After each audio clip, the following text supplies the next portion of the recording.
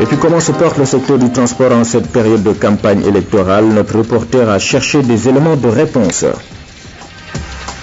En France, Nicolas Sarkozy bat campagne. Le président sortant a décliné hier un programme 100% économique. En ouverture, cette audience que le chef de la mission d'observation de l'Union africaine et de la CEDEAO a accordée au candidat Ousmane Tanor Dieng, c'était ce matin. Voici le candidat de la coalition Benoît Tanor à l'issue de cette rencontre.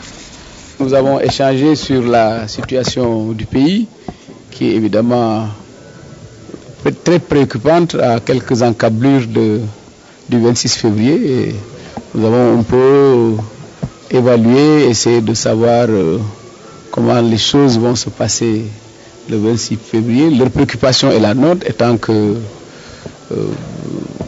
tout se passe dans des conditions de paix civile et qu'il n'y ait pas de violence. C'est ça que nous souhaitons pour notre part. Nous sommes pour toute solution qui permettrait de sauver le pays. C'est ça, vraiment ça, autour de ça que nous discutons.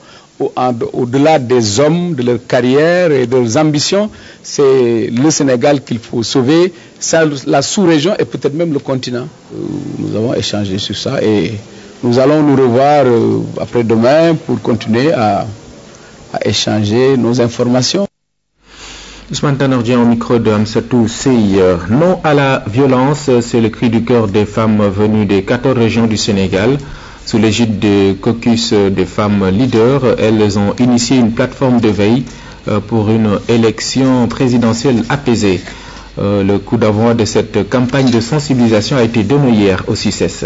Synthèse, Louis-Philippe Sagna. L'unité africaine, une salle mythique, choisie à moins d'une semaine de la consultation nationale pour parler d'une seule voix. Halte à la violence, place à la paix. Nous sommes avant tout des mères et ce sont nos enfants qui s'entretuent au nom du pouvoir. Mais quel est le sens de la victoire d'un vainqueur, de quelque bord qu'il soit, si c'est pour hériter d'un Sénégal en lambeaux? Ce sont les femmes qui aujourd'hui ont élu les hommes politiques, les ont mis à la place où ils sont. Ils nous doivent aujourd'hui de nous écouter. Le seul message que nous voulons, c'est avoir des élections paisibles, avoir la paix et la paix seulement pour notre pays. La paix, rien que la paix, préoccupe ces femmes venues des 14 régions du Sénégal et des pays amis comme le Libéria.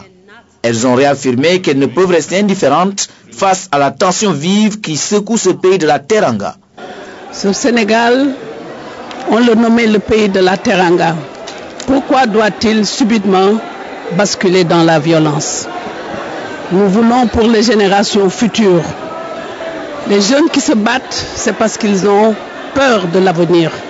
C'est à nous de préparer cet avenir et de leur donner un Sénégal de paix, un Sénégal où il fait bon vivre. Malgré la situation d'aujourd'hui, vous avez vu les femmes mobilisées, les femmes en blanc, qui disent halte à la violence. Ça, c'est, nous ne voulons plus de violence dans ce pays. Pendant qu'on parle, on nous dit qu'il y a des manifestations qui sont en ville et nous savons également ce que ça coûte. L'ONU Femmes, le PNUD et d'autres agences des Nations Unies s'engagent à accompagner ces femmes. Le monde entier a les yeux tournés sur le Sénégal et les violences observées inquiètent et deviennent de plus en plus une source de préoccupation. Nous, femmes sénégalaises et africaines, nous ne pouvons pas rester indifférentes à cette situation. Par conséquent, il faut agir et agir rapidement, efficacement pour participer à cette solution de sortie de crise. Cette campagne de sensibilisation a un symbole fort, la signature du pagne du serment. Il faut noter qu'une minute de silence a été observée pour le repos de l'âme des victimes de la violence. Musulmans et chrétiens ont également prié pour que l'avenir du Sénégal prime sur tout. Dans ce combat, les femmes du Sénégal ont reçu le soutien de leurs sœurs d'Afrique représentées à la manifestation d'hier. L'une d'elles est d'ailleurs mandatée par la présidente du Libéria. Voici quelques réactions recueillies par notre reporter. Du matin au soir, nous évoquons la paix dans nos salutations, dans nos prières. jàmm nga fanaani jàmm nga yendoo jàmm rek, la paix, rien que la paix.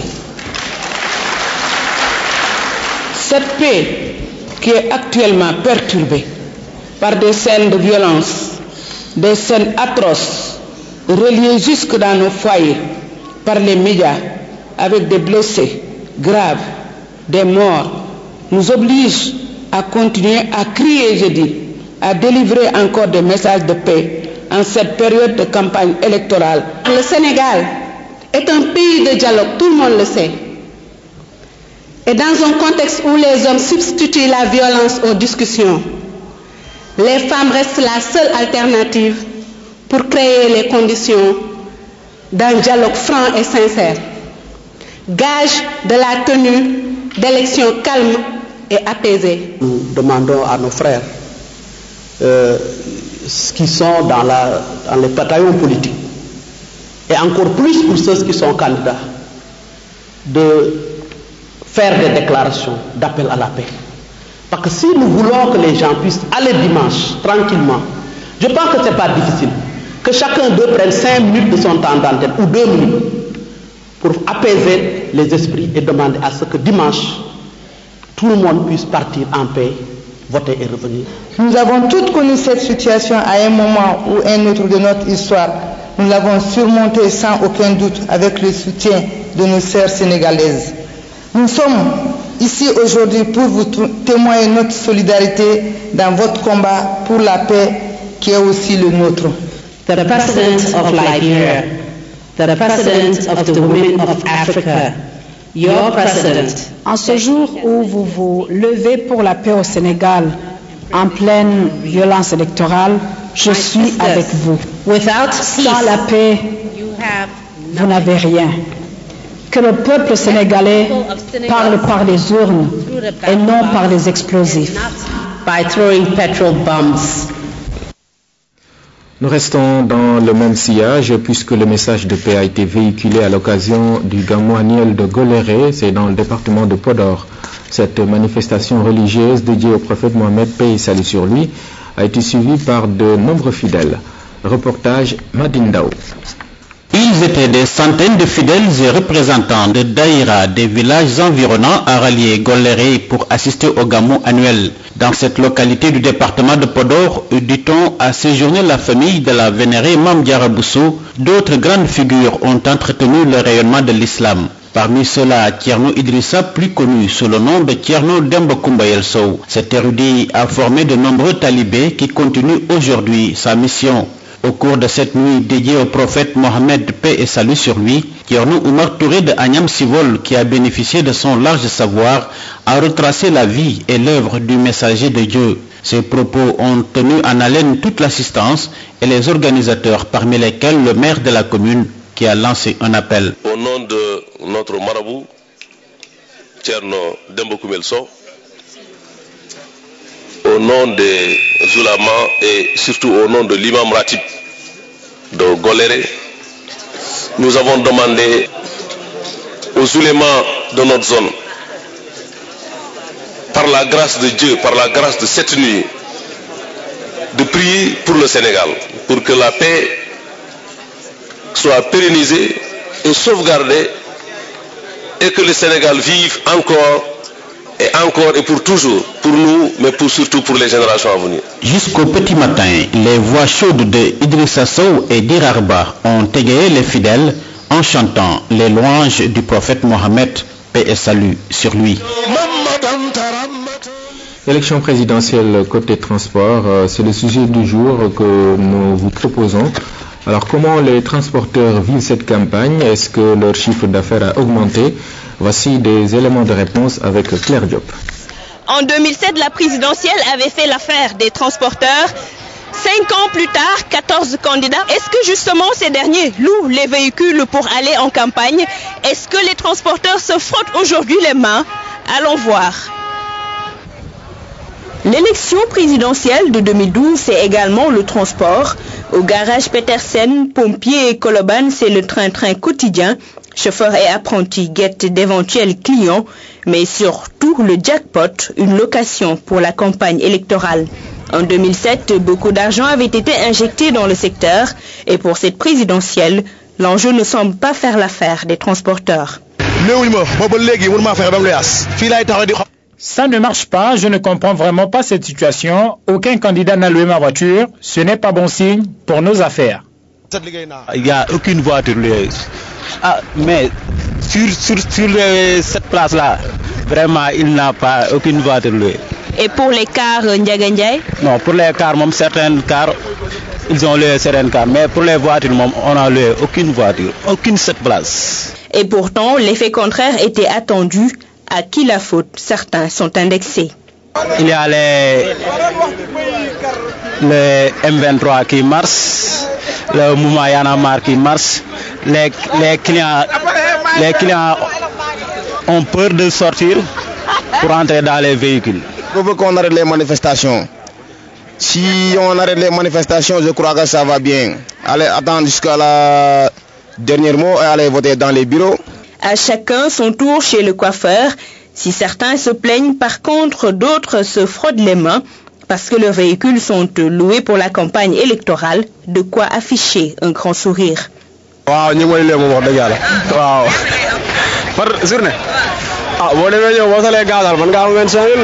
Je profite bien de la situation. Je suis parti dans les régions dans le cadre de la campagne électorale. J'ai gagné beaucoup d'argent. Je suis très content. Vivement que cela continue.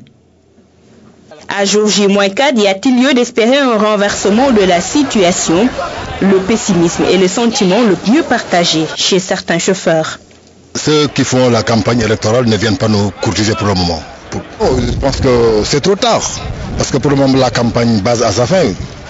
Ils ont déjà pris ceux qu'ils ont besoin de prendre. Actualité oblige, ces transporteurs, non moins citoyens à part entière, appellent les uns et les autres à la sérénité.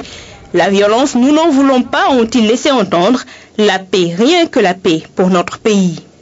Nous sommes pour la non-violence. Je souhaite que la paix règne au Sénégal. Les marches là n'ont aucun sens. Le sens, c'est attendre jusqu'à dimanche, avoir votre carte électeur, aller jusqu'à l'urne, prendre le candidat de ton choix, tu le votes et tu sortis. Merci Claire. Nous allons en France pour parler de Nicolas Sarkozy qui a déjà enfilé sa tenue de campagne, sa tenue de candidat plutôt à la présidentielle. Il a annoncé hier des mesures pour encadrer les gros salaires et augmenter les revenus des petits salariés. Sarkozy le promet, son second quinquennat sera différent du premier. Une semaine tout juste après son entrée en campagne, le président candidat a détaillé 4 propositions aux 20h de France 2. Première proposition, la réforme de la prime pour l'emploi. Il veut la supprimer et la remplacer par une baisse des charges sur les bas salaires. Je propose que les 7 millions de salariés français, 7 millions, qui sont entre 1 et 2 SMIC, c'est-à-dire qui gagnent entre 1200, 1400, 1500 euros, on supprime des charges qui sont aujourd'hui sur leur salaire pour augmenter le salaire net. Le gain sur la fiche de paie serait au maximum de 840 € net par an pour un salarié touchant le SMIC.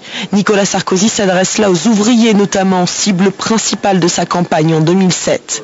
Deuxième proposition, la réforme du RSA. Quelqu'un qui est au RSA, qui n'a pas d'emploi et qui n'est pas en formation, devra faire 7 heures de travail d'intérêt général par semaine. Il s'agit de la généralisation d'un dispositif expérimenté actuellement dans 12 départements volontaires. Sa troisième proposition concerne le salaire des patrons et l'interdiction des retraites chapeaux et des parachutes dorés. Les rémunérations des plus hauts dirigeants devront être votées non pas par le conseil d'administration, où en général il y a beaucoup d'amis, mais par l'Assemblée générale des actionnaires.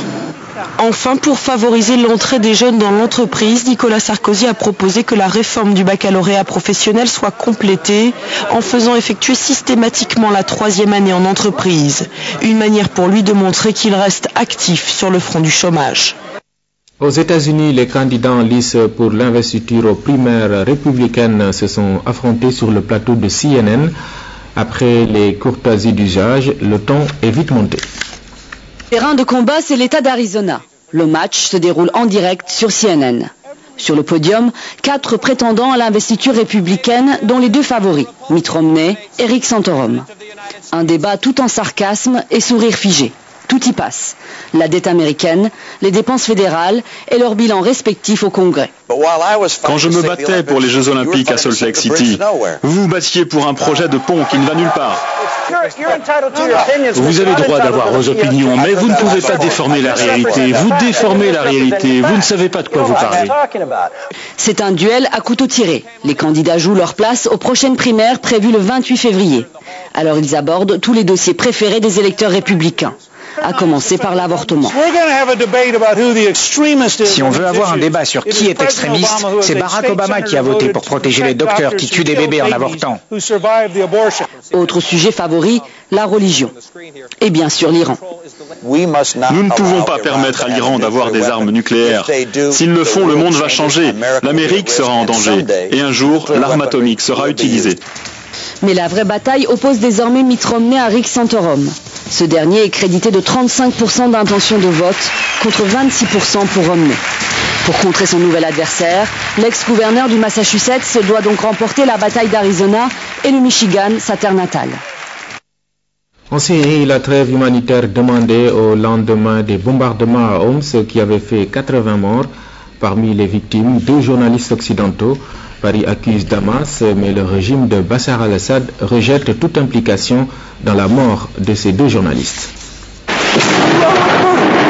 Vidéo amateur tournée à Homs. Comme la plupart des images parvenant de Syrie, elles sont filmées par des cyberactivistes qui postent leurs témoignages sur la toile. Règle numéro 1, préciser la date et le lieu, soit sur une feuille, soit en filmant des sites emblématiques de la ville, permettant aux médias internationaux d'authentifier les vidéos. Une mission dangereuse, parfois fatale. Le centre de presse de Baba Hammer a été lourdement bombardé. Nous avions déjà filmé de là-bas. Les forces du gouvernement ont reconnu le bâtiment et ont lancé l'assaut. Bilan, au moins 5 morts, dont 2 journalistes étrangers. Comme eux, un militant de 26 ans a subi le même sort. Rami Al-Sayed diffusait ses images en direct de Homs. Plus de 800 vidéos disponibles sur Internet. Il a été tué mardi, lorsqu'un obus est tombé sur sa voiture. Autre victime, le photographe Basil Al-Sayed, tué d'une balle dans la tête fin décembre. Ces images sont les dernières qu'il a tournées. Pour les cyberactivistes, la tâche est d'autant plus difficile. Manque de matériel électronique et de satellites. Il y a de moins en moins de caméras dans les rues. Et avec les coupures d'électricité, les gens ne peuvent plus mettre leurs vidéos en ligne. Du coup, ils essaient d'aider les médecins à sauver les blessés et distribuent des denrées de première nécessité. Mercredi, 7 cybermilitants auraient été exécutés par les forces du gouvernement. Ils tentaient de venir en aide aux victimes du centre de presse de Baba Hammer.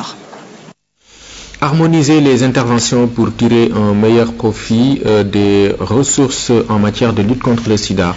C'est l'objet d'un atelier qui a réuni l'Alliance nationale contre le sida et ses partenaires. Il s'agissait de partager sur les meilleures pratiques pour tendre vers la qualité et mieux utiliser les fonds alloués par le principal bailleur. Voyons cela avec Oumar Diaw. Le Fonds mondial de lutte contre le sida, la tuberculose et le paludisme a mis d'importantes ressources financières à la disposition du Sénégal. Pour ce qui concerne le sida, la NCS est récipiendaire principal des programmes du Fonds mondial. L'Alliance nationale contre le sida a organisé cet atelier pour harmoniser les différentes interventions menées avec ses partenaires. Il est extrêmement important, à l'issue d'un an de mise en œuvre, de s'arrêter pour regarder un peu ce que nous sommes en train de faire ensemble, quels sont les résultats, mais comment nous pouvons aussi travailler en synergie, comment nous pouvons travailler pour mieux articuler et coordonner nos interventions pour être plus efficaces. La NCS travaille avec une trentaine d'ONG et quelques 200 organisations communautaires de base. Une telle rencontre permet aux intervenants d'échanger leurs pratiques pour les rendre plus performantes. L'appréciation des résultats doit aussi intégrer la dimension qualitative.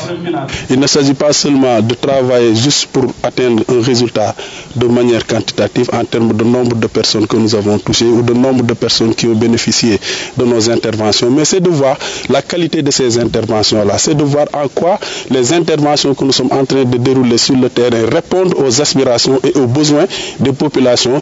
Les réalisations de chaque sous-bénéficiaire ainsi que les contraintes seront passées en revue.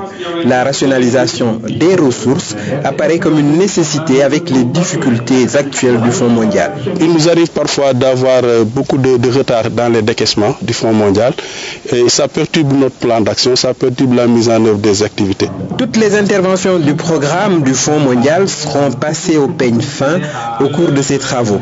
La NCS compte recueillir les meilleures expériences réussies pour les vulgariser. Et c'est la fin de ce journal. Merci de l'avoir suivi. Awa Ndiaye arrive dans quelques instants pour l'édition en Wolof. Bonne journée.